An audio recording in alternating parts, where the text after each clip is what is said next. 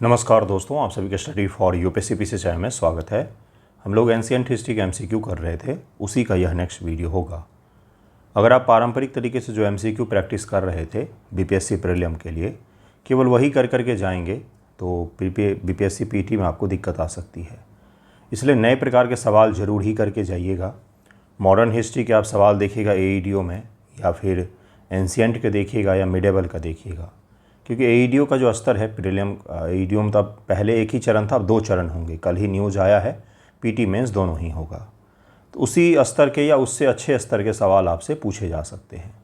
इसलिए प्रैक्टिस के स्तर पर तो सभी प्रकार के सवाल आपको करने चाहिए, यूपीएससी प्रीलिम हो या फिर और अदर एग्जामिनेशन हो और स्टेट पीसीएस हो। उसके अलावा नए सवाल भी करके जाने चाहिए।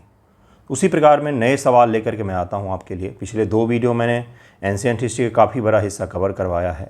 आज उसके आगे के हिस्से को हम लोग कवर करेंगे। रिवीजन के लिए सबसे बेहतर रहेगा ये, ताकि आप लास्ट टाइम में फैक्ट्स को कम से कम रिवाइज कर लें।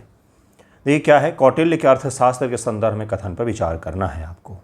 इसमें राज्य के सप्तांग सिद्धांत 7 अंग का वर्णन किया गया है।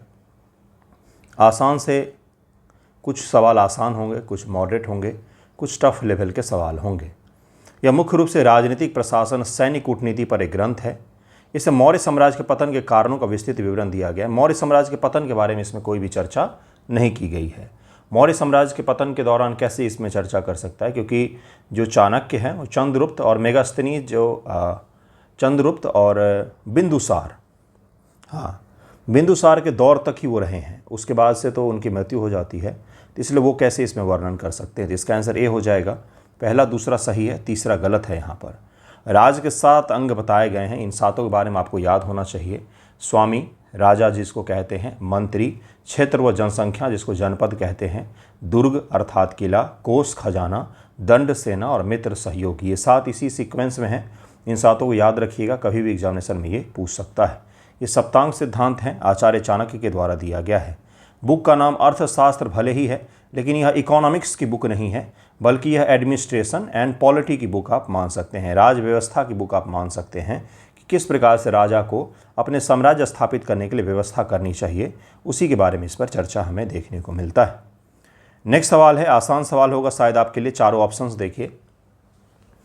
अशोक का व्यक्तिगत नाम अशोक स्पष्ट रूप से किस शिलालेख में मिलता है?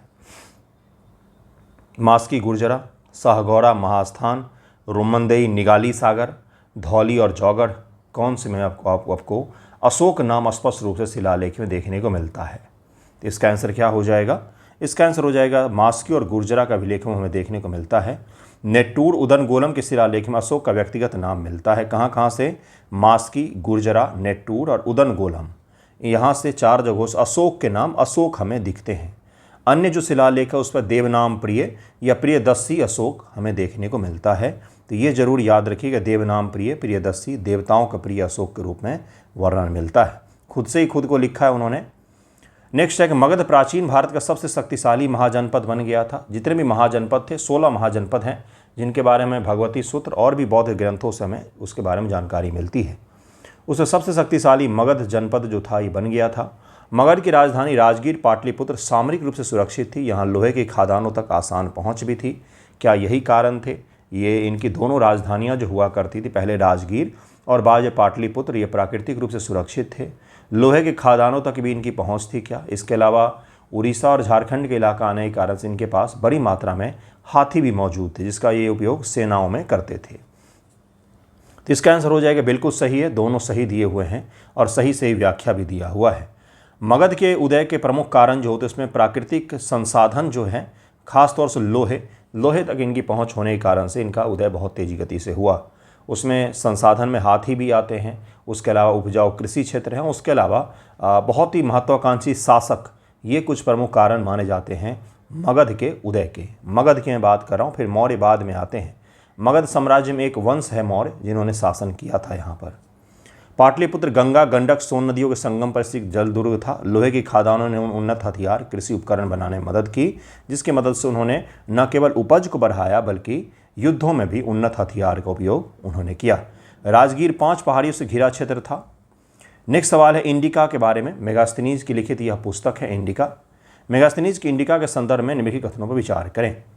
इंडिका में भारत के व्याप्त कठोर दास प्रथा का विस्तृत वर्णन है। इंडिका के अनुसार भारतीय समाज 7 जातियां वर्गों में विभाजित था। मेगास्थनीज सेल्यूकस निकेटस का राजदूत था, चंद्रगुप्त मौर्य के दरबार में आया था। क्या इसका आंसर हो जाएगा? कौन से इसमें से सही दिए हुए हैं? चौथा का आंसर क्या हो जाएगा? दूसरा तीसरा सही है, पहला गलत है, क्योंकि मेगास्थनीज यूरोप से आया था। तो यूरोप से आने के कारण से उसने वहाँ पर जो कठोर दास प्रथा देखी थी वैसा भारत में नहीं था। चाणक्य ने भी अपने अर्थशास्त्र में वर्णन किया है कि दासों के साथ मानवीय व्यवहार होना चाहिए, उनके साथ गैर मानवीय व्यवहार कभी भी नहीं होना चाहिए। क्योंकि मेगास्थनीज ने स्पष्ट रूप से लिखा है कि भारत में दास प्रथा नहीं था। जिस तरह की कठोर व्यवस्था उसने वहाँ पर देखी थी उस तरह की व्यवस्था यहाँ पर चूंकि नहीं देखा था उसने, इसलिए उसने लिखा कि यहाँ पर दास प्रथा है ही नहीं, है ना। यूनान की क्रूर दास प्रथा से तुलना की, भारतीय घरेलू दासों की पहचान नहीं पाया। उसने समाज को 7 पेशों दार्शनिक, किसान, सैनिक आदि बांटा था, न कि पारंपरिक 4 वर्णों में। तो ये भी गलत है, इसका आंसर बी हो जाए। और इसी समय के हमारे जो इतिहासकार लिखते हैं किताब, वो मेगास्थनीज ने इतना स्पष्ट लिखा है कि भारतीय समाज में न तो उसको दास प्रथा दिखा है, न तो जाति प्रथा उसको दिखी है। उसने 7 पेशों की चर्चा की है, 7 अलग अलग काम थे यहाँ पर। लेकिन इसी समय के जो भारतीय इतिहासकार आपको आज के समय में वर्णन करते हैं तो इसको कहते हैं कि यहाँ पर जाति प्रथा मौजूद थी, कठोर स्वरूप में मौजूद थी, दास प्रथा थी और अलग अलग चीज़ों के बारे में वर्णन आपको मिलता है। कितना अलग है, जिन्होंने आंखों देखा उस समय का लिखा उसके वर्णन में और आज के जो इतिहासकार हैं उनके वर्णन में ज़मीन आसमान का आपको फर्क देखने को मिलता है। मौर्य वास्तुकला के संदर्भ बिहार की बराबर की गुफाएं किस संप्रदाय के भिक्षुओं के निवास के लिए बनाई गई थी? बहुत आसान सवाल है ये। आजीवक संप्रदाय है। मैंने इनके बारे में पहले भी आपको बताया है कि आजीवक संप्रदाय कौन होते थे। मोखलीपुत्र जो हैं उनके द्वारा स्थापित यह संप्रदाय था। दरअसल में 600 BC का जो काल है बंधुओं, वो भारत के इतिहास में 3 भक्ति आंदोलन हुए हैं। एक 600 BC में प्राचीन इतिहास में, एक मध्यकालीन भारत में 750 के बाद जब शंकराचार्य जी का जन्म होता है केरल में, और उसके बाद से एक आपको दिखेगा मॉडर्न फेज में, जैसे आर्य समाज इत्यादि, ब्रह्म समाज इत्यादि जो आपको देखने को मिलता है। तो तीनों फेज में जो प्राचीन इतिहास का फेज है, चूँकि यहाँ पर लोगों के पेट में अन्न है, शहर संसाधन संपन्न हो गए हैं, लोगों का जीवन शैली बेहतर हो गया है, शहरीकरण हो गया है, तो जब पेट भरा हुआ होता है तब आत्मा, परमात्मा, ज्ञान, इन सब चीज़ों की बातें आती है। अर्थात धर्म में बहुत सारे धर्मों का यहाँ पर उदय आपको देखने को मिलेगा, जिसमें बुद्धिज्म, जैनिज्म जो है प्रमुख रूप से आपको दिखते हैं। इसके अलावा बहुत सारे संप्रदाय हैं जिनके बारे में पढ़ते हैं, जिसमें से एक है कौन सा? तो आजीवक संप्रदाय, जिसका उदय आपको देखने को मिलता है। तो ये बहुत सारे उदय जो हुए संप्रदाय, उन्हीं में से एक था आजीवक, जो मुख्य रूप से भाग्यवादी थे। भाग्य में जो चीज़ लिखा हुआ है वो होकर के रहेगा, ये इस प्रकार के सिद्धांत को मानते थे। अशोक उनके पोते दशरथ ने गया के पास बराबर और नागार्जुनी पहाड़ियों को काट करके गुफाएं बनवाई, जिन्हें उन्होंने आजीवक संप्रदाय के सन्यासियों को ध्यान में दिया था। लोमस ऋषि गुफा इसका सबसे अच्छा उदाहरण माना जाता है और यह एकाश में है, अर्थात गुफा है। गुफा को काट करके उन्होंने उसमें रहने का स्थान बनाया था। हालांकि ये बहुत ही गर्म प्रदेश है, इसलिए यहाँ पर इसमें रहना बहुत मुश्किल होता होगा इस गुफाओं में, लेकिन जो भी है ऋषि थे उस समय तो रहते होंगे वो। अभी कथन है नंद वंश के संस्थापक महापद्म नंद को एकराट व सर्वछत्रांतक की उपाधि दी गई थी। कारण है नंदों के पास एक विशाल अस्थायी सेना थी जिसमें हजारों हाथी शामिल थे। क्या कारण ये हो जाएगा? तो छठे का आंसर क्या हो जाएगा? इसका आंसर हो जाएगा बी। ए और आर दोनों सही है। आर ए की सही व्याख्या नहीं कर रहा है, अलग अलग दोनों ही फैक्ट यहाँ पर सही दिए गए हैं। दोनों कथनों के ऐतिहासिक रूप से सत्य है, लेकिन कथन अभिकथन की सही व्याख्या नहीं है। महापद्म नंद को एकराट, एकमात्र संप्रभु, सर्वछत्रांतक, क्षत्रियों का नाश करने वाला इसलिए कहा गया है क्योंकि उसने अपने समय के सभी प्रमुख क्षत्रिय राजवंश उखाड़ फेंका था। न केवल इसलिए कि उसके पास बड़ी सेना थी, बल्कि वो जो था वो अलग प्रकार के शासन व्यवस्था को मानने वाला था। महापद्म नंद जो था ये मूल रूप से नाई, आज के जो नाई होते हैं जाति में जिसको हम लोग कहते हैं, उस समाज से आने वाला व्यक्ति था जो इतना बड़ा शासक बना, है ना। नंद वंश का संस्थापक, इसका आंसर बी हो जाएगा। अशोक के शिलालेख के बारे में सवाल है, ध्यानपूर्वक देखिएगा, थोड़ा सा कठोर फैक्ट है यहाँ पर। भाब्रू बैराट भी कहा जाता है। शिलालेख में अशोक का बौद्ध धर्म के त्रिरत्न बुद्ध धम्म संघ में विश्वास स्पष्ट रूप से व्यक्त किया गया है। क्या इसी शिलालेख में त्रिरत्न के बारे में उसने अपना विश्वास प्रकट किया है क्या? अशोक ने कलिंग युद्ध के बाद बौद्ध भिक्षु उपगुप्त के प्रभाव में आकर के बौद्ध धर्म अपनाया था। उपगुप्त नाम था क्या उनका? दो यहाँ पर आसान से फैक्ट दिए गए हैं, हो सकता है कठोर भी लगे आपको, लेकिन एनसीईआरटी बेस ये सवाल है। इसका आंसर सी हो जाएगा। दोनों कथन यहाँ पर बिल्कुल सही दिए हुए हैं। राजस्थान के भाब्रू अभिलेख में ये भी पूछ सकता है कहाँ पर है। अशोक स्पष्ट रूप से बुद्ध, धम्म और संघ में अपनी आस्था प्रकट करता है, जो उसके बौद्ध होने का सबसे पुख्ता प्रमाण है। उपगुप्त, जिन्हें निग्रोथ भी कहा जाता है, उन्होंने बौद्ध धर्म में दीक्षित किया था। इसका आंसर सी हो जाएगा। मौर्य अर्थव्यवस्था में विनिमय के लिए इस्तेमाल होने वाले मुख्य आहत सिक्कों को क्या कहा जाता था? दिनार, निस्क, पन या करसापन और शतमान। 4 ऑप्शंस दिए गए हैं। मुख्य जो आहत सिक्के थे, आहत का मतलब होता है पंच मार्क कॉइन्स। पंच का मतलब ऐसे पंच मारना, चोटिल करके सिक्के बनाए जाते हैं। धातु गर्म किया और उस पर जोर से मुहर मारा, जिससे क्या होता है वो उस पर छप जाते हैं। इसी को आहत सिक्के कहा जाता है। आहत सिक्के के बारे में सवाल है कि कौन सा था मौर्यों की अर्थव्यवस्था में सबसे प्रमुख रूप से? दिनार, निस्क, पन या करसापन या शतमान। तो इसका आंसर हो जाएगा पन या करसापन कहा जाता है। मौर्य काल की आधिकारिक मुद्रा चांदी का पन या करसापन थी। यह एक आहत सिक्का था जिस पर पेड़, अर्धचंद्र, हाथी आदि के ठप्पे लगे होते थे। दिनार गुप्त काल का सोने का सिक्का था। दिनार कहाँ के? तो गुप्त पीरियड के सोने के सिक्के हुआ करते थे ये। अभिकथन और कारण यहाँ पर दिए गए हैं। हर्यक वंश के राजा अजातशत्रु ने प्रथम बौद्ध संगति का आयोजन राजगृह में किया था। हर्यक वंश का राजा अजातशत्रु जो था उसने किया था क्या? अजातशत्रु ने अपने पिता बिंबिसार की हत्या कर बौद्ध धर्म को पूरे राज्य का आधिकारिक धर्म घोषित कर दिया था। अपने पिता की हत्या की थी उसने, और बौद्ध धर्म को उसने स्टेट का रिलीजन माना था क्या? इसका आंसर हो जाएगा ए सही है, लेकिन आर यहाँ पर गलत है। पूरे भारत के प्राचीन इतिहास में किसी भी राजा ने कभी भी अपना धर्म जो है पूरे राज्य का धर्म बनाने की चेष्टा नहीं की। ये आपको दिखेगा कब? तो ये आपको दिखता है दिल्ली सल्तनत और मुगल पीरियड में दिखता है, जहाँ पर जो आधिकारिक रूप से कई सारे ऐसे हुए, हालांकि बहुत सारे उदार शासक भी हुए हैं, लेकिन उन्होंने अपना धर्म और बाकी लोगों पर भी थोपने का प्रयास किया है। लेकिन आधिकारिक रूप से पूरे राज्य का धर्म जो है इस्लाम ही होगा, ये हमें इन दोनों काल में भी नहीं देखने को मिलता है।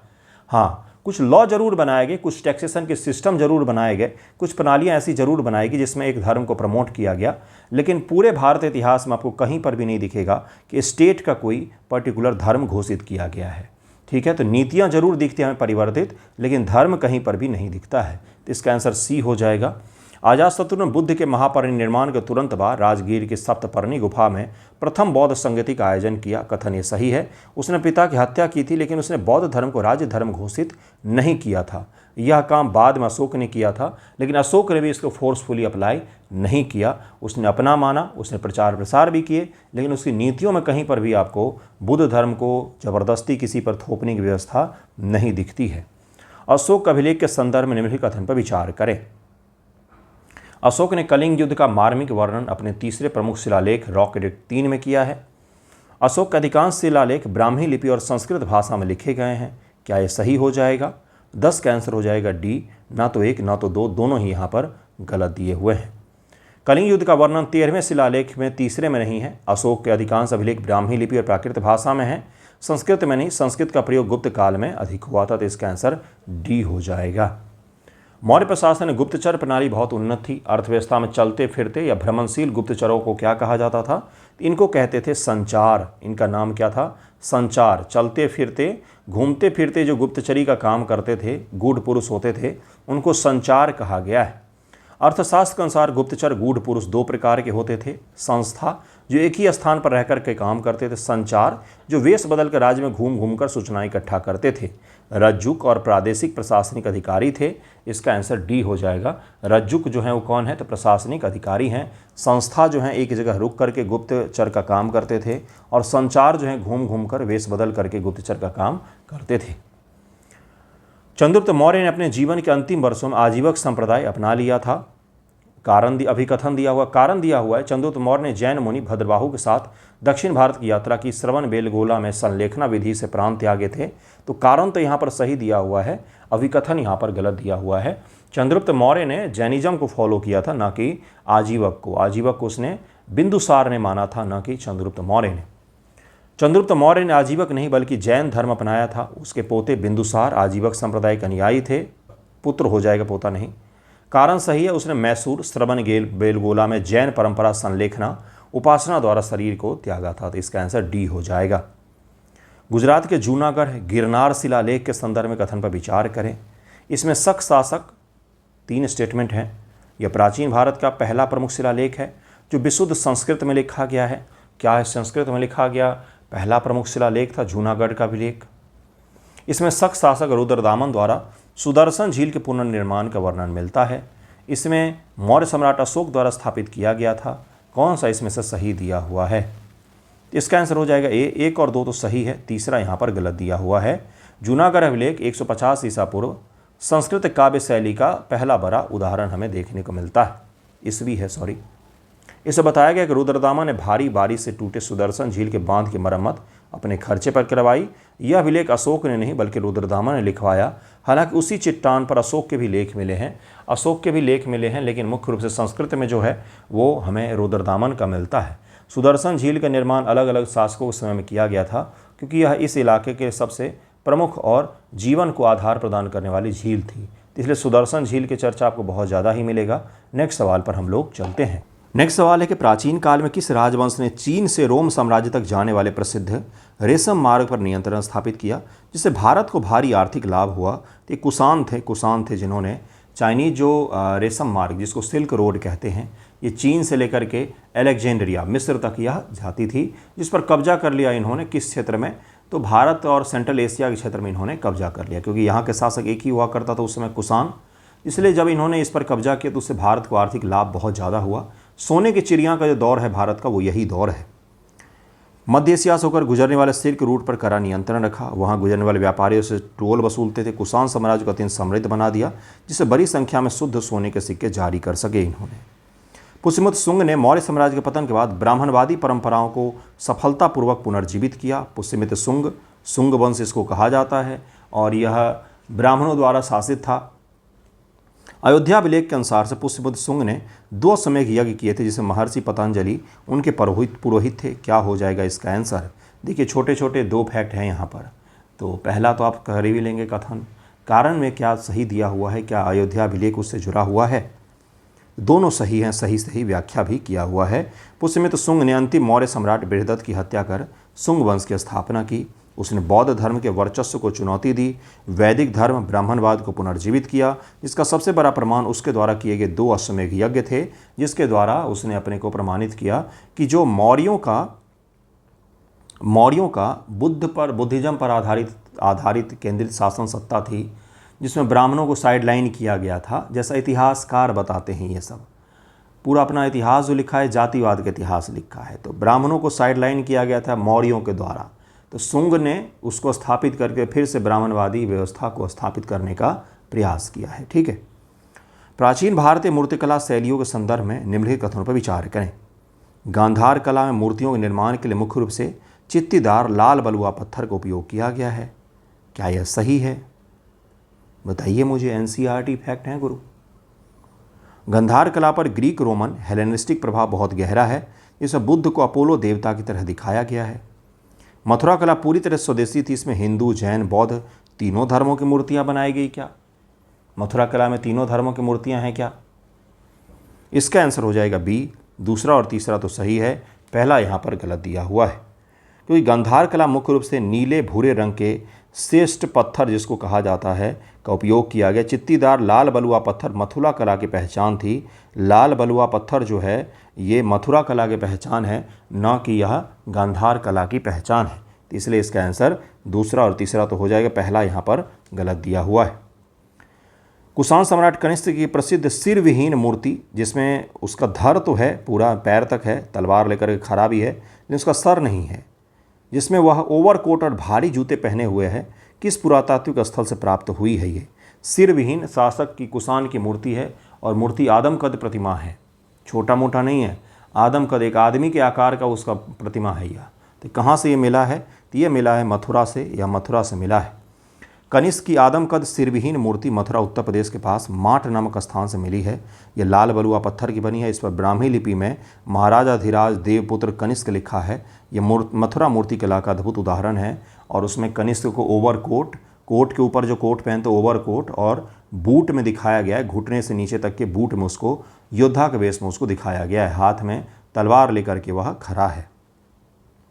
अभिकथन: सातवाहन शासक ब्राह्मण थे, जिन्होंने दक्कन में शकों के विस्तार को रोका। शक के विस्तार को रोका। सातवाहन जो थे, जिनको हम आंध्र सातवाहन भी कहते हैं।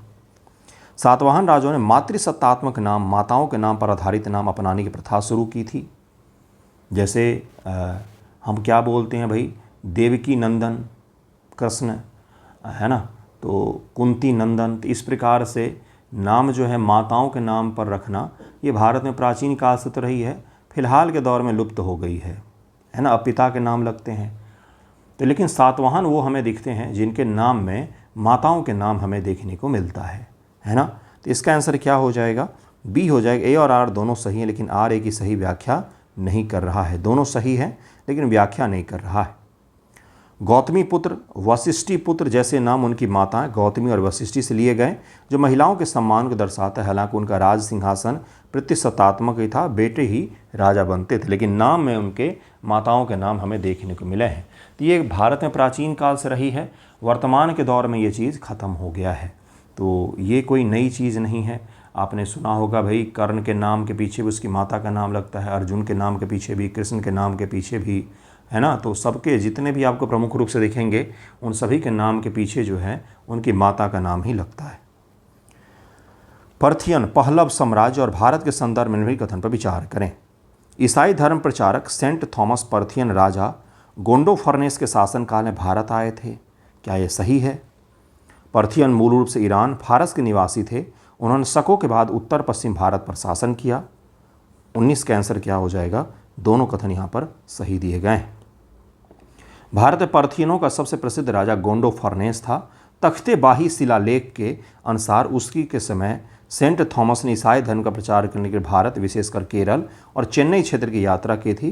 पर्थियन ईरानी मूल के हुआ करते थे। तो इसी समय सेंट थॉमस जो थे, ईसाई धर्म का चूँकि नया नया उदय ही हुआ था, तो उसके प्रचार प्रसार के लिए भारत आए थे। वो भारत में केरल के क्षेत्रों में और उसके अलावा चेन्नई के क्षेत्रों में उन्होंने प्रचार प्रसार अपने धर्म का किया था।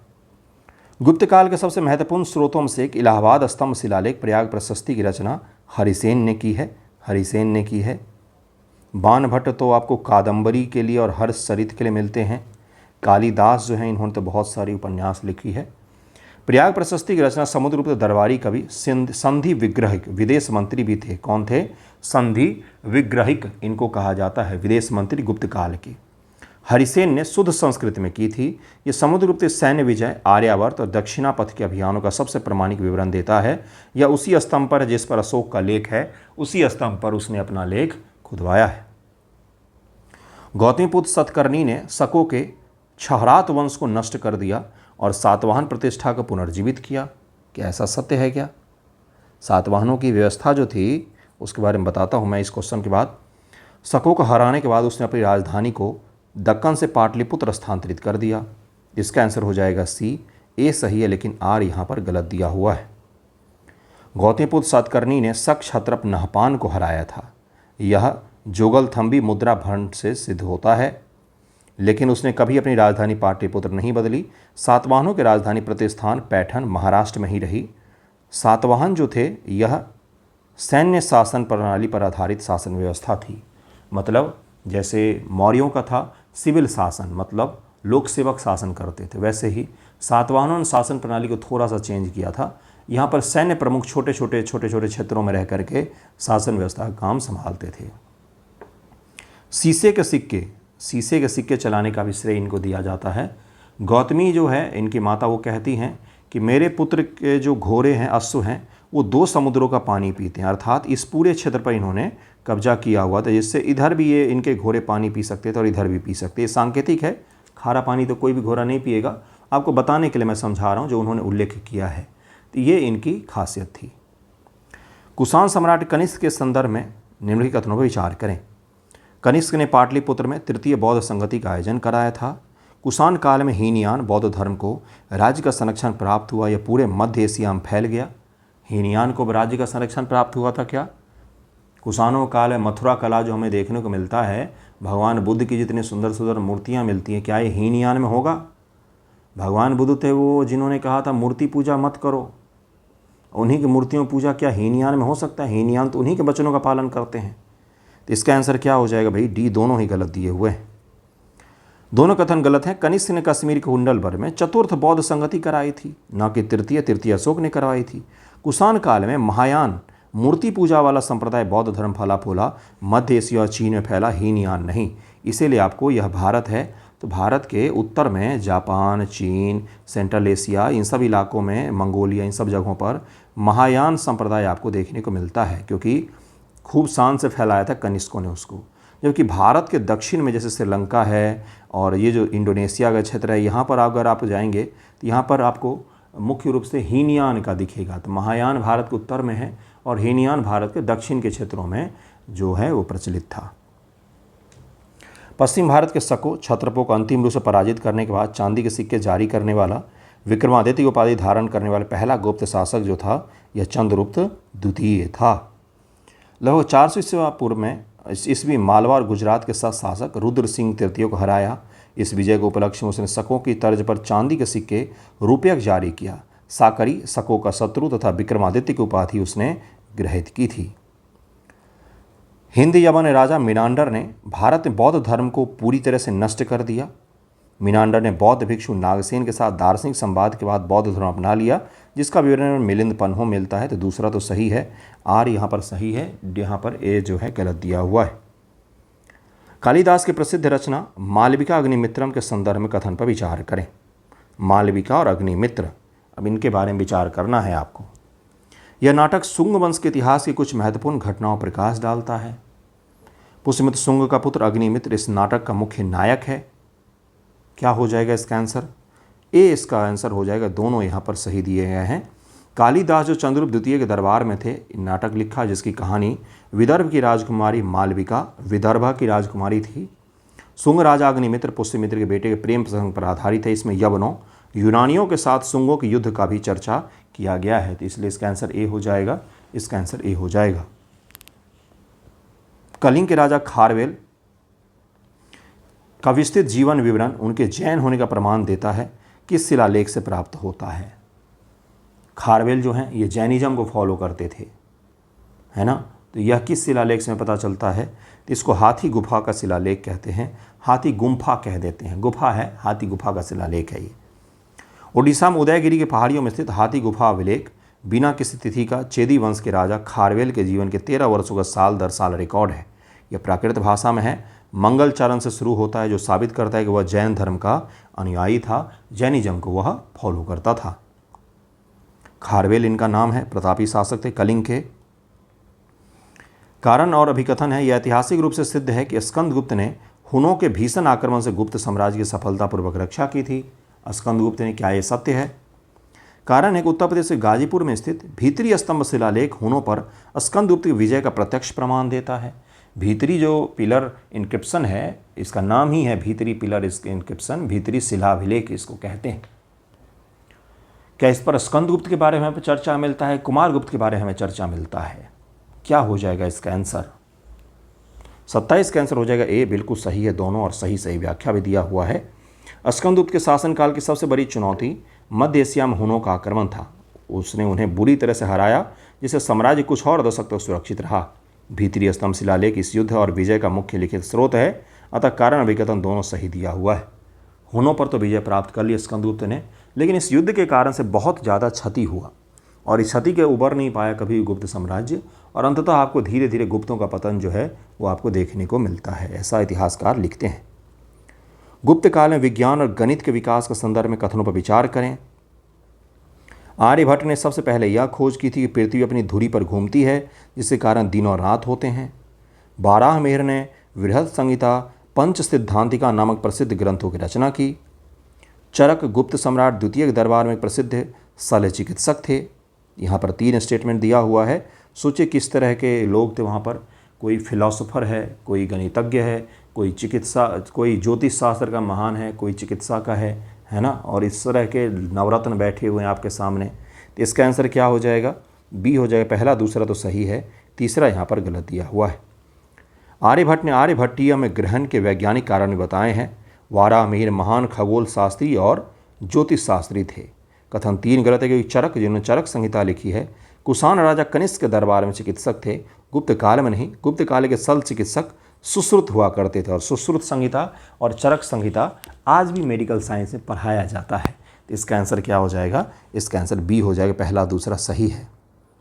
छोटे छोटे फैक्ट हैं गुरु, इसलिए गलत नहीं होना चाहिए।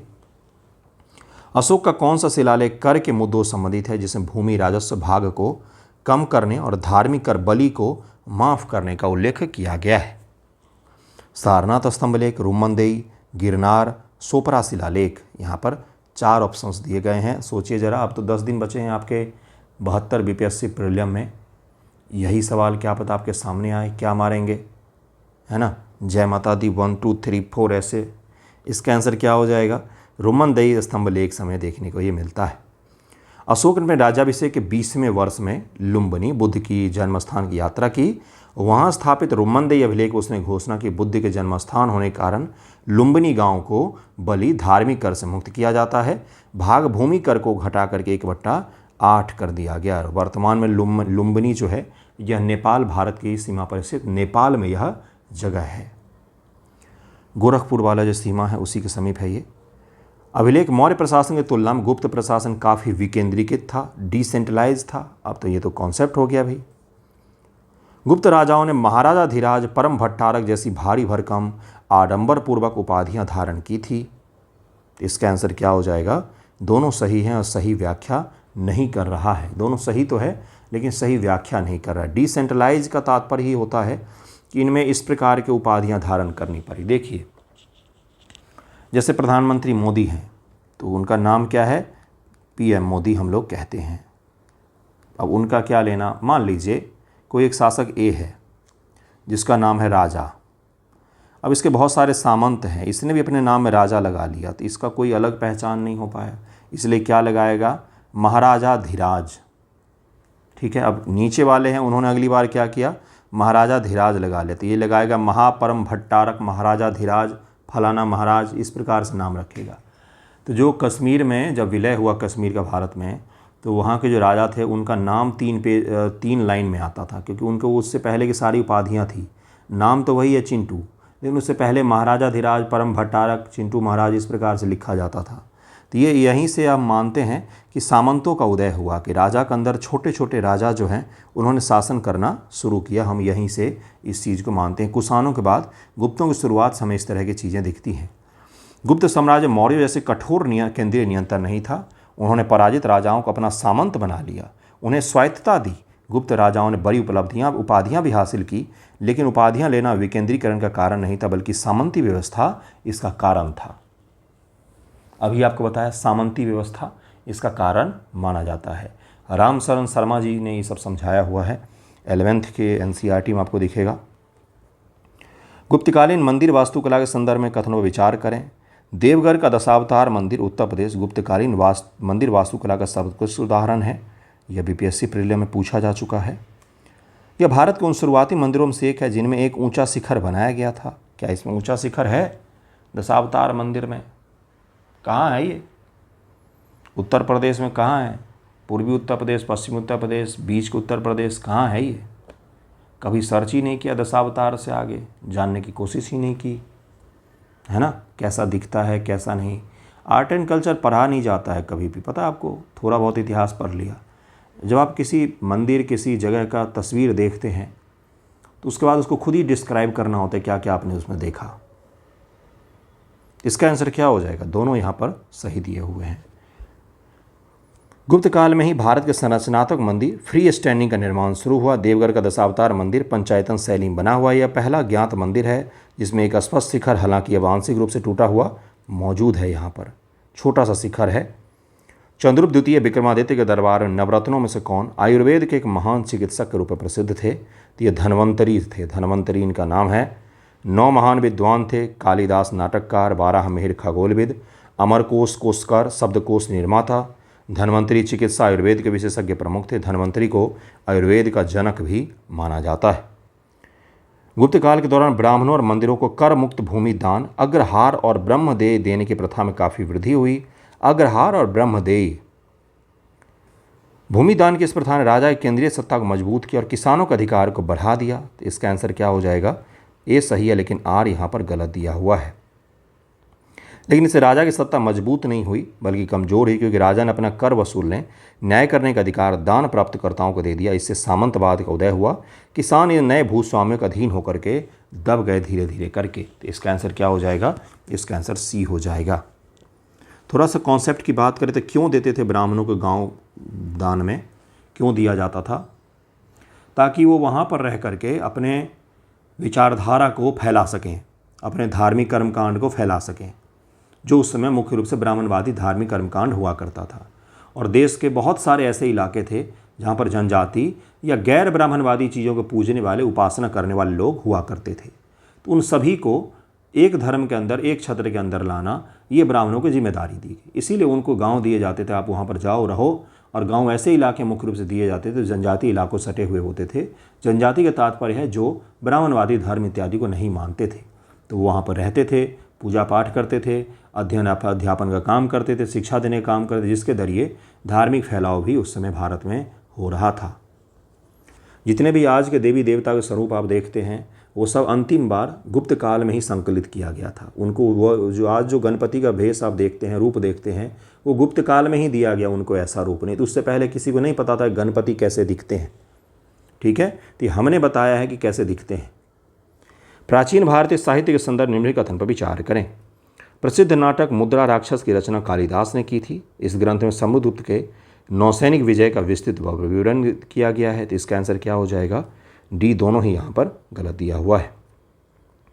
मुद्रा राक्षस की रचना गुप्त काल में विशाख दत्त ने की थी। ये एक राजनीतिक जासूसी नाटक जो बताता है कैसे चाणक्य की कूटनीति की मदद से चंद्रगुप्त मौर्य ने नंद वंश को उखाड़ फेंका था। इसका समुद्रगुप्त से कोई लेना देना नहीं है। तो विशाख दत्त ने मुद्रा राक्षस जो लिखा, ये दरअसल मौर्यों के लिए है। अशोक के किस शिलालेख भूमध्य सागर के हेलेनिस्टिक ग्रीक राजाओं जैसे सीरिया के एंटीओकस, मिस्र के टॉलमी के पास धम्मदूत भेजने का उल्लेख है? ये 13वां प्रमुख शिलालेख है। मेजर रॉक एडिक्ट 13 है, जिसमें हमें इस चीज़ का वर्णन मिलता है। भारतीय इतिहास में सती प्रथा का पहला पुरातात्विक प्रमाण दिल्ली के महरौली लौह स्तंभ मिलता है। कथन दिया हुआ है 510 ईस्वी कारण एरन शिलालेख मध्य प्रदेश में सेनापति गोपराज की मृत्यु के बाद उनकी पत्नी के सती होने का स्पष्ट लिखित प्रमाण है। इसका आंसर डी हो जाएगा। ए गलत है, आर यहाँ पर सही दिया हुआ है।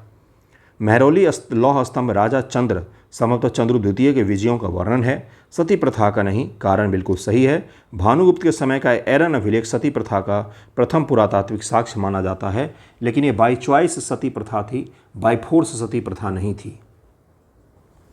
कामंदक के द्वारा रचित नीति सार के संदर्भ में कथन पर विचार करें।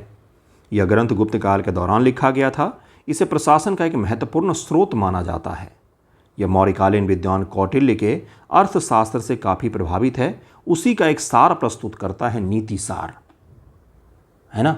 जैसे महाभाष्य पर जो टीका लिखा है, तो उसी प्रकार से आपसे पूछा जा रहा है कि भाई नीति सार जो है, क्या यह अर्थशास्त्र पर टीका टिप्पणी है, सार है क्या उसका? इसका आंसर हो जाएगा ए। 1 और 2 दोनों ही यहाँ पर सही दिए गए हैं। कामंदक जी ने लिखा है इसको। गुप्त काल में राजनीति और राजशिल्प पर कामंदक ने नीति सार लिखा था। इसे अक्सर गुप्त काल का अर्थशास्त्र कहा जाता है, क्योंकि यह सीधे तौर पर कौटिल्य के सिद्धांतों पर आधारित है। हालांकि इसे मौर्य साम्राज्य जितनी कठोरता नहीं है, इसलिए इसका आंसर ए हो जाएगा। 45 ईस्वी में किस यूनानिक नाविक ने मानसूनी हवाओं की खोज की थी, जिससे रोमन साम्राज्य और भारत के बीच समुद्री व्यापार में क्रांति ला दी? उसने देखा कि मानसून के समय निश्चित टाइम पीरियड में यहाँ से हवाएं जो हैं भारत की ओर चलना शुरू करती हैं। उसके बाद कुछ नहीं करना है, मस्त रेडियो में गाना लगा करके बैठ जाना है जहाज़ पर। जहाज़ अपने आप भारत के तटों तक पहुँच जाते हैं, अफ्रीका के कोस्ट के पास से। तो इसका आंसर क्या हो जाएगा? इसका आंसर हो जाएगा ए। हिप्पालस नामक एक नाविक था, इसने यह खोज की थी।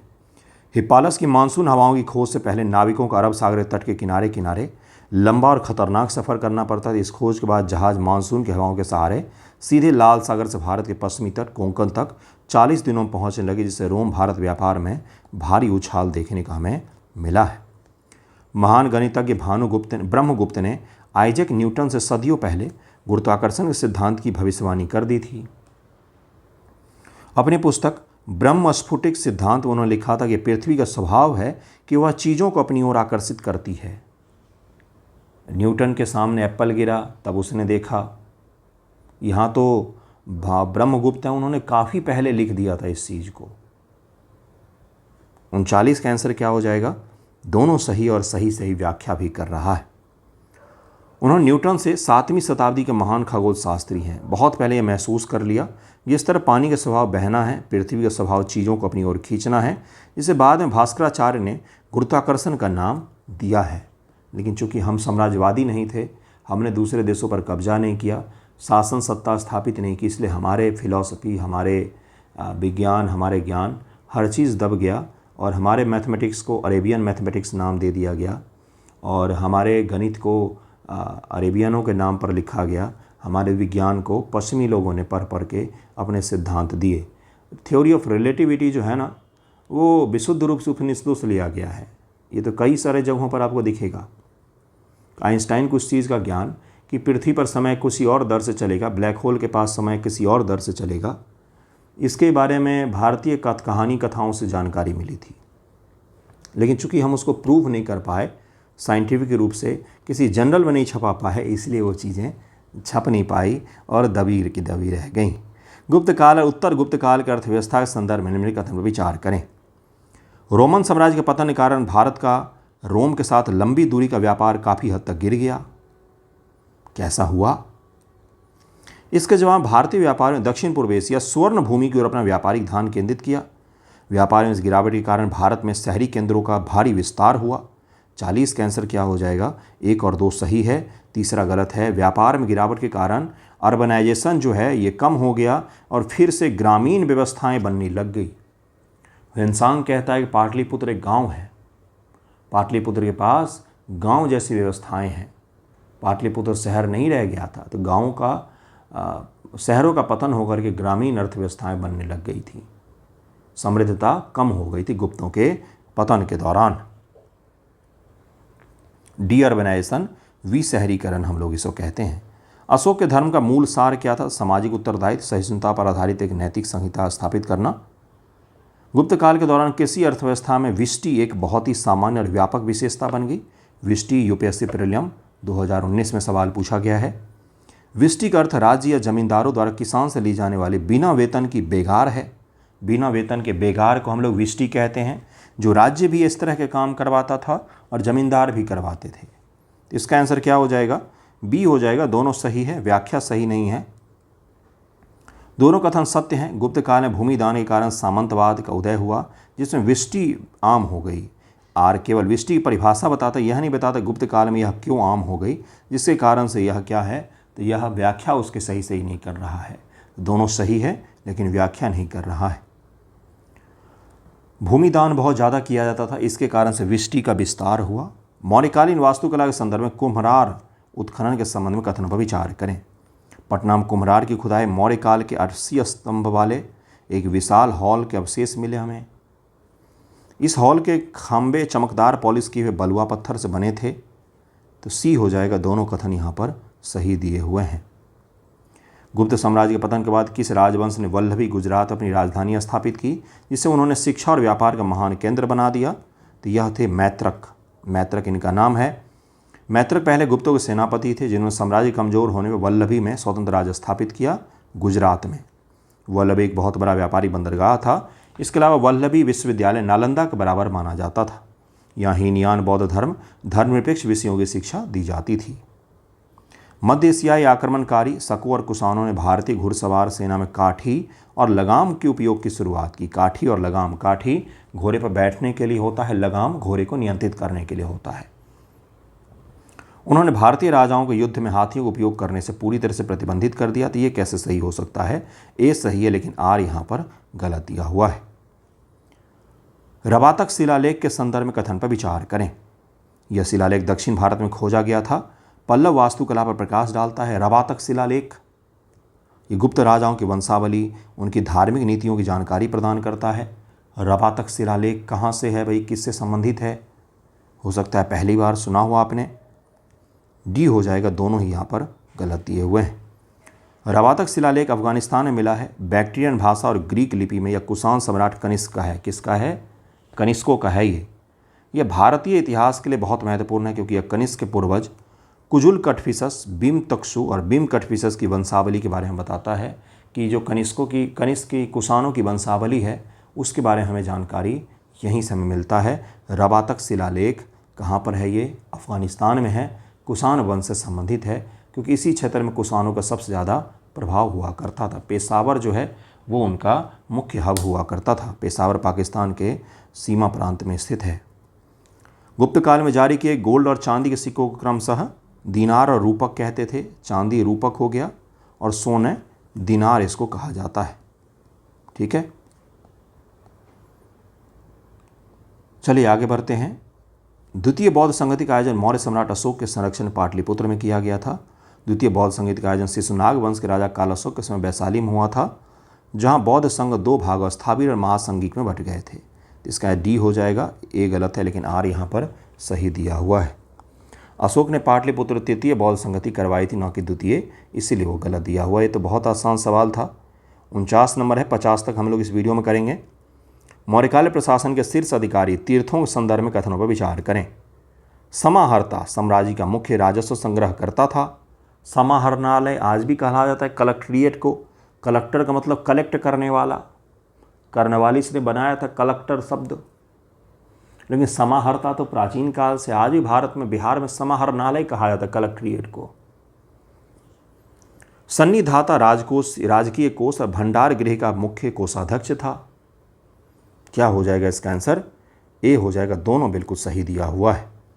अर्थशास्त्र के अनुसार मौर्य प्रशासन अत्यधिक केंद्रीकृत नौकरशाही थी। समाहर्ता का कार्य पूरे राज्य से टैक्स राजस्व इकट्ठा करना। सन्निधाता कार्य से एकत्रित धन और अनाज को शाही खजाने में सुरक्षित रखना था। तो सन्निधाता और समाहर्ता, इनको याद रखिएगा। आज का लास्ट सवाल यही है। प्राचीन भारतीय युद्ध नीति मगध की सफलता का बड़ा कारण यह था कि उसने पहली बार किस जानवर का बड़े पैमाने पर उपयोग किया? तो यह हाथी है। हाथी है, हाथी का उपयोग किया गया था। जब भारत पर सिकंदर ने आक्रमण किया तो उसमें पोरस की सेना में हाथियों की बहुत बड़ी संख्या थी। तो जब पोरस की सेना आई न लड़ने के लिए सिकंदर की सेना से, तो उनके पांव फूल गए थे देखते ही कि हाथी आ रहे हैं। तो उससे पहले उन्होंने हाथियों को युद्ध में लड़ते देखा ही नहीं था, है ना। तो हाथी जो है युद्ध में बहुत ही निर्णायक भूमिका निभाते थे। लेकिन बाद में हाथी जो हैं ये राजपूतों के लिए बहुत ही बड़े स्तर के समस्या बन गई थी। क्यों?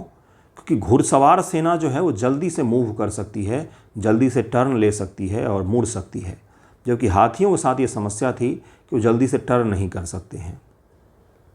तो बाद में जो अरेबियन और तुर्कों का आक्रमण हुआ तो उन्होंने घुड़सवार में एरो चलाने वाले, मतलब धनुष बाण के साथ घुड़सवार लगाए, जो बहुत ही कठिन स्किल होता है। तो उन्होंने राजपूतों को इसी के जरिए पराजित किया था। तो ये बाद में हम लोग पढ़ेंगे। मध्यकाल के मैं एमसीक्यू करवाऊंगा, इसके नेक्स्ट वीडियो में आपको एमसीक्यू मध्यकाल के 2 से 3 मिल जाएंगे। धन्यवाद आप सभी का वीडियो देखने के लिए। पसंद आ रहा हो तो ज़रूर ही बताइएगा, कमेंट कीजिएगा। Thank you so much.